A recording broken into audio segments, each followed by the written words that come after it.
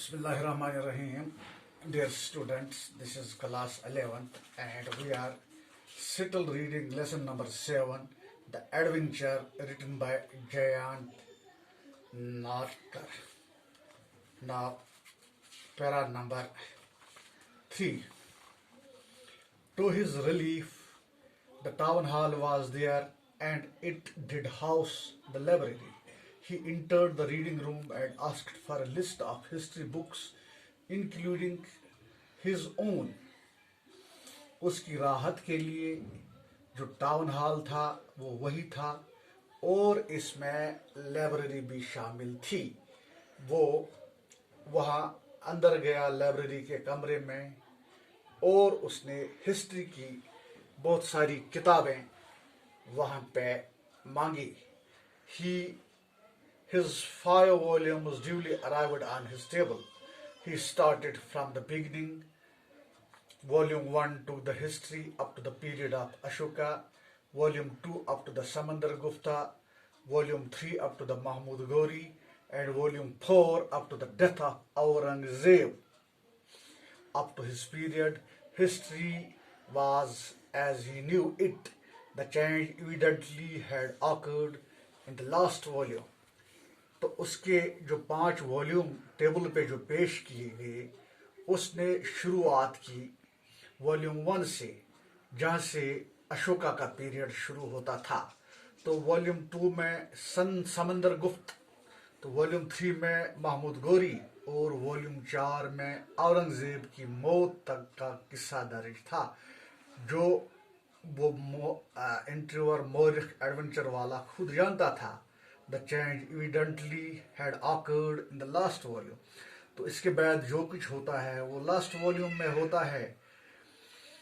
Reading volume 5 from the end inwards, Gandhar Pant finally converged on the precise moment where history had taken a different turn. तो जो 5 volume आगे वो बढ़ता गया, गंधार पथ finally इसी नतीजे पे पहुंचा जो बिल्कुल प्रिसाइज मुख्तसर सा नतीजा था कि हिस्ट्री ने एक दूसरा मोड़ अख्तियार कर लिया है। The page in the book described the battle of Panipat and it had mentioned that the Marathas won it handsomely.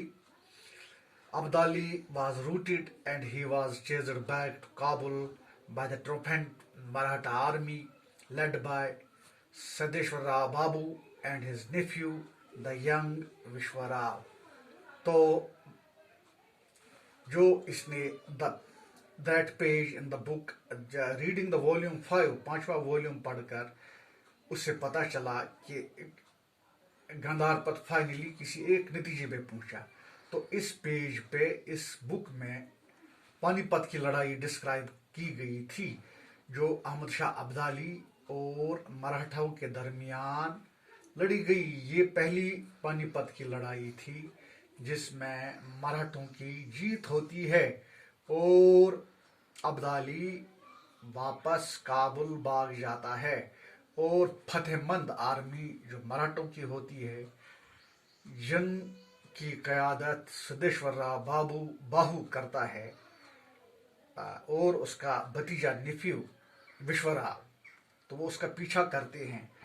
The book did not go into a blow by blow account of the battle itself. Blow by blow, blow by blow, blow by blow by blow here means it relates of a description and account giving all the details, and account giving all the details in order in which they occurred, in the order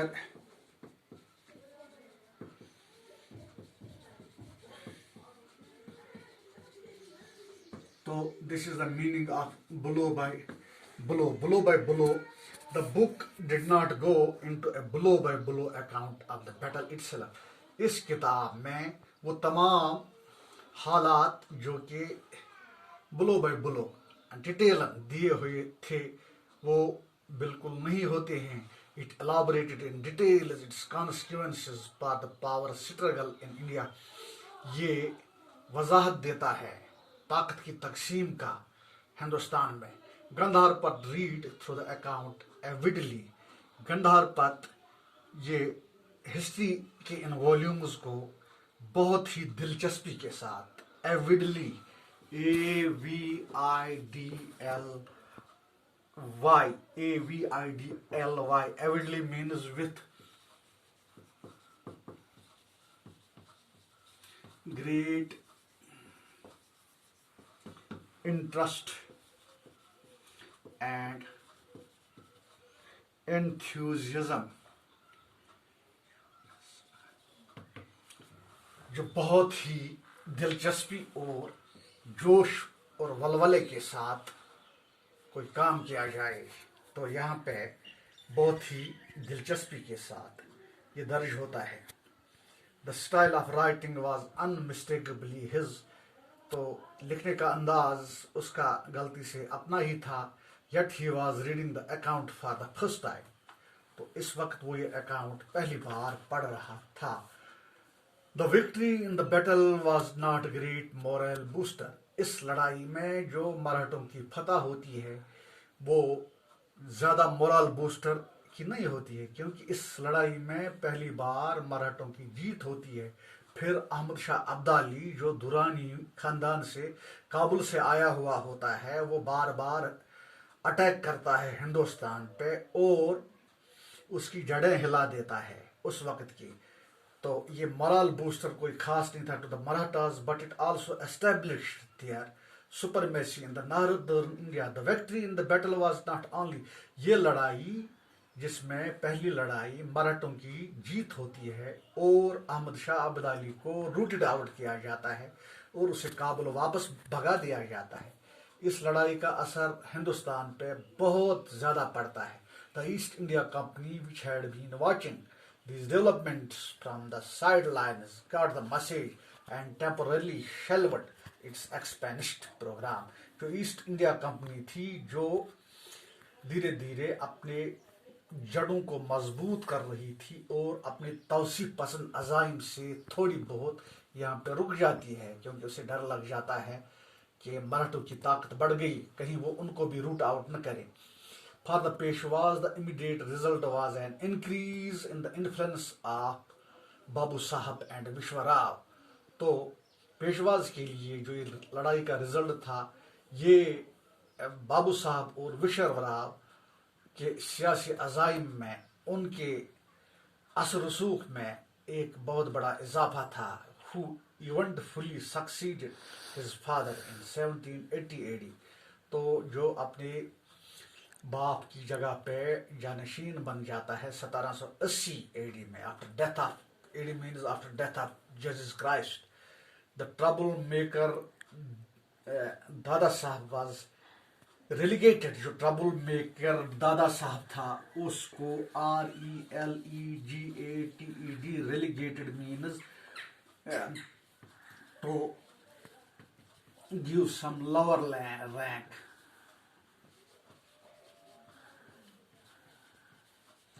यानी कद में कमी करना. तो इसके कद में कमी की गई और इसको एक छोटी सी रैंक दी गई. For the Peshwas relegated to the background and eventually retired from the state politics. तो इसी तरह वो स्टेट पॉलिटिक्स से रिटायर्ड होता है. तो it is dismay to it is dismay. That means concern, distress caused by something unexpected. Dismay, a concern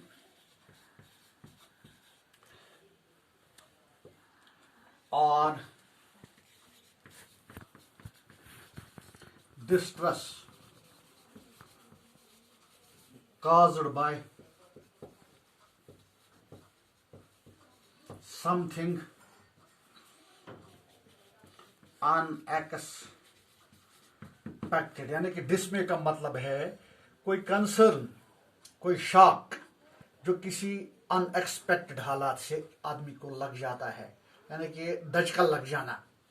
the East India company met its match in the new Maratha ruler.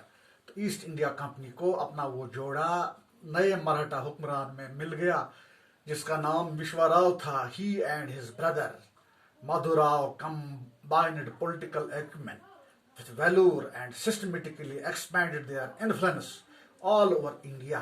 वो और उसका भाई धीरे धीरे उन्होंने अपनी ये सियासी इन्फ्लुएंस को एक्सपेंड किया सारे हिंदुस्तान में।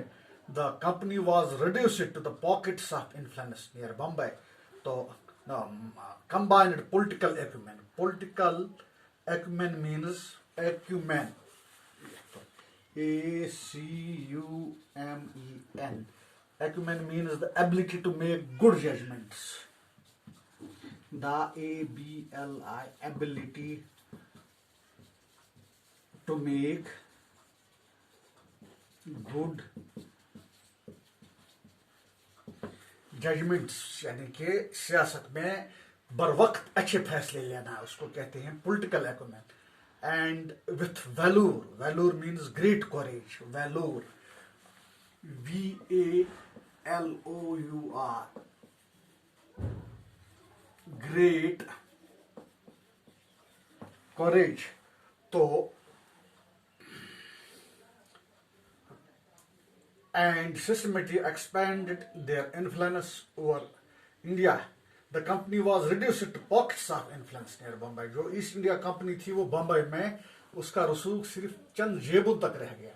The Calcutta and the Madras, near Mumbai, Calcutta and Madras, Bombay, Calcutta और मद्रास में कंपनी बिल्कुल जेबों तक रह गई। Just like it's European rivals the Portuguese and the French, जिस तरह से जो ईस्ट इंडिया कंपनी जो बरतानिया की थी उसके राइवल उस वक्त थे पुर्तगाली और फ्रेंच, जिनका असर रसूख बहुत कम था।